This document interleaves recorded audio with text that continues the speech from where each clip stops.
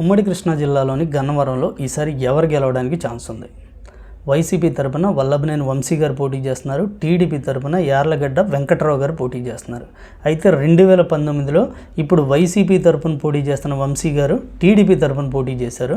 ఇప్పుడు టీడీపీ తరపున పోటీ చేస్తున్న వెంకట్రావు గారు వైసీపీ తరపున పోటీ చేశారనమాట. సో ఇక్కడ ప్రత్యేకత ఇదే. సో ఇలాంటి నియోజకవర్గంలో ఎవరికి గెలుపు అవకాశాలు ఉన్నాయి? సో గన్నవరం అనగానే బాగా గుర్తొచ్చే పేరు పుచ్చలపల్లి సుందరయ్య గారు. ఈయన ఇదే నియోజకవర్గం నుంచి 2 సార్లు గెలిచారు. సో అంత ప్రత్యేకత ఉన్న నియోజకవర్గంలో ఈసారి గెలుపు అవకాశాలు ఎవరికి ఉన్నాయి? వంశీ గారి ప్లస్లు ఏంటని చూస్తే ఆయన 2014, 19 2 సార్లు వరుసగా ఎమ్మెల్యేగా గెలిచి ఉండడం ఆయనకి మేజర్ అడ్వాంటేజ్. అలాగే కొద్దిగా మాస్ లీడర్గా పేరు ఉండడం, మాస్లోకి ఎక్కువగా వెళుతూ ఉండటం, మాస్ అనేవాళ్ళు ఆయన వెనకాల ఎక్కువ ఉంటూ ఉంటారు. బీసీ, ఎస్సీ, ఎస్టీ, మైనారిటీలు ఆయన వెనక ఎక్కువ తిరుగుతూ ఉంటారు అనే టాక్ అయితే ఉంది నియోజకవర్గంలో. సో అలాంటి వాళ్ళు ఆయన దగ్గరికి వెళ్ళినా ఏదైనా పని చేసి పెట్టమని అడిగినా చేసి పెడుతుంటారు. అంటే వాళ్ళకి ఎక్కువ అందుబాటులో ఉంటారనే టాక్ ఉండడం కూడా ఆయనకు కలిసి వస్తున్న అంశంగా చూడొచ్చు. ఇక ఆయనకున్న మైనస్ పాయింట్ల సంగతి చూస్తే ఖచ్చితంగా తెలుగుదేశమే ఆయనకు మైనస్ చెప్పొచ్చు. మొన్నటిదాకా తెలుగుదేశంలో ఉండి తెలుగుదేశం నుంచి వైసీపీలోకి వెళ్ళి తెలుగుదేశాన్ని విపరీతంగా విమర్శించారు. తెలుగుదేశాన్ని విపరీతంగా విమర్శించిన వైసీపీ నాయకుల్లో ముందు వరుసలో కొడాలి నాని ఉంటే సెకండ్ ప్లేస్లో ఈయనే ఉన్నాడు అనే టాక్ అయితే ఉంది. సో తెలుగుదేశం పార్టీ ఖచ్చితంగా ఓడించాలి అనుకునే అభ్యర్థుల లిస్టులో గన్నవరం నుంచి పోటీ చేస్తున్న వంశీ గారు కూడా ఉన్నారు. సో అంత కసిగా తెలుగుదేశం పార్టీ ఈయన మీద ఉంది. సో అది ఆయనకి మైనస్గా మారే అవకాశాలు ఉన్నాయి. ఇక వెంకట్రావు గారికి ఉన్న ప్లస్ పాయింట్లు ఏంటంటే పోయినసారి ఓడి ఉండడం వల్ల కొద్దిగా సింపతి కలిసి వచ్చే అంశం ఉంది. ఇక తెలుగుదేశం కేడర్ అత్యంత స్ట్రాంగ్గా పనిచేస్తుంది. వంశీ గారిని ఓడించాలని అందరూ ఏకతాటిపైకి వచ్చి పనిచేస్తున్నారు. ఎలాంటి గ్రూపులు లేవు.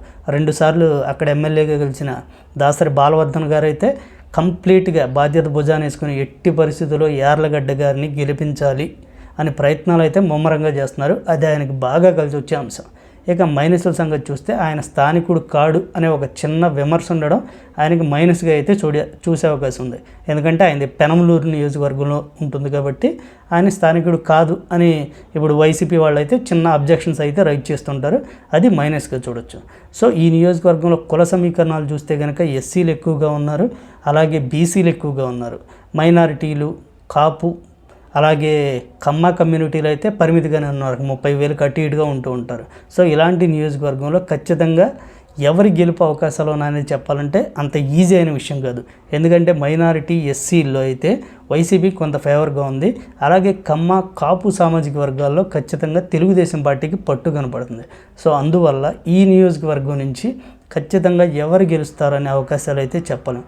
ఇటువైపు 2 పక్షాలు వంశీమోహన్ గెలవడానికి 100% ఎఫర్ట్ పెడుతున్నాడు. ఇటువైపు యార్లగడ్డ గారు కూడా సేమ్ ఎఫర్ట్ పెడుతున్నారు. సో గెలుపు అనేది ఎవరికి ఈజీగా లేదు.